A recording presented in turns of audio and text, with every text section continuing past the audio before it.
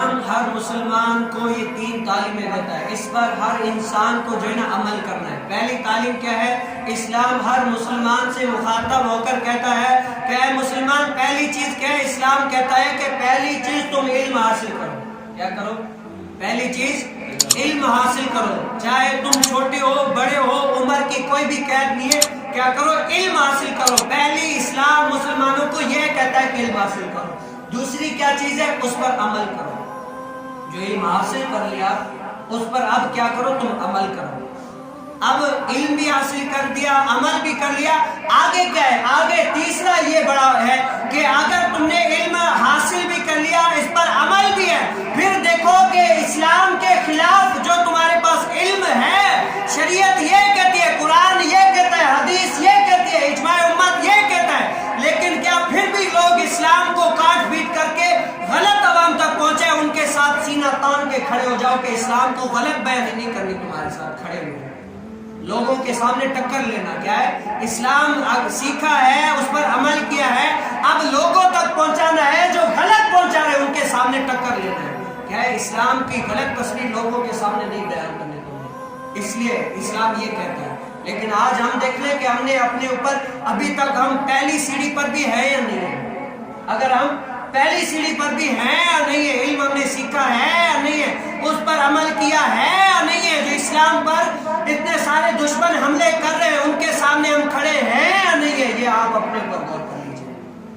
اور علم سیکھنے کے کتنے مواقع ہیں؟ حضور کریم صلی اللہ علیہ وسلم نے فرمایا قیامت کے دن سب سے زیادہ حسرت اس شخص کو ہوگی جس کو علم دین حاصل کرنے کا موقع ملا لیکن پھر بھی اس نے حاصل نہیں کیا۔ سب سے زیادہ حسرت۔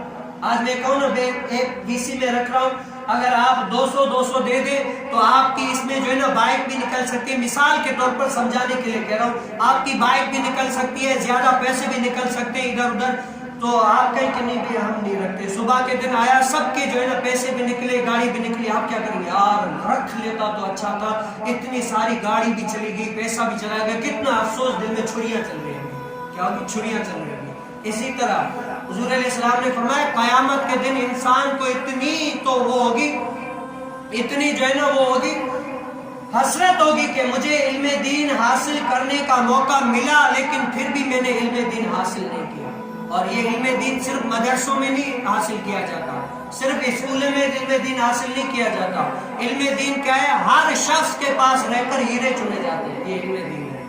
آپ مسجد میں سالوں سے آ رہے ہیں یا کب سے آ رہے، کتنے سال ہو گئے، کتنے سالوں سے آپ بیانات سن رہے، کتنے سالوں سے علماء کے ساتھ ہیں، کتنے سال اپنے پیر و مرشد کی صحبت میں ہے، سب کچھ آپ ہیں، لیکن کیا علم دین آپ نے پہلا سوال سیکھا ہے یا نہیں ہے، اس پر عمل کیا ہے نہیں ہے، جو غلط پہنچا رہے ان کے ساتھ تم نے ٹکر لی ہے یا نہیں ہے؟ اگر قیامت کے دن یہ ہوا نا کہ تم نے نہ علم دین سیکھا نہ اس پر عمل کیا، جو تمہارے علم میں تھا اس کو بھی تم نے جو ہے نا عمل نہیں کیا، تو بتاؤ قیامت کے دن کیا ہم جواب دیں گے؟ یہ ہر کوئی سوال سوچ رہے ہیں۔ آج ہم کہتے ہیں بھائی صرف بیان سن کے چلا جانا یہ اور ہے، لیکن آپ سوچ لیں کہ قیامت کے دن تو فَمَن يَعْمَلْ مِثْقَالَ ذَرَّةٍ خَيْرًا يَرَهُ وَمَن يَعْمَلْ مِثْقَالَ ذَرَّةٍ شَرًّا يَرَهُ۔ قیامت کے دن جس نے بھی ذرہ برابر بھی بھلائی کی ہوگی نا اس بھلائی کو دیکھے گا، جس نے بھی ذرہ برابر برائی کی ہوگی، کوئی ایسا کیا ہوگا، قیامت کے دن ذرہ دیکھے گا۔ تو آپ دیکھ لیں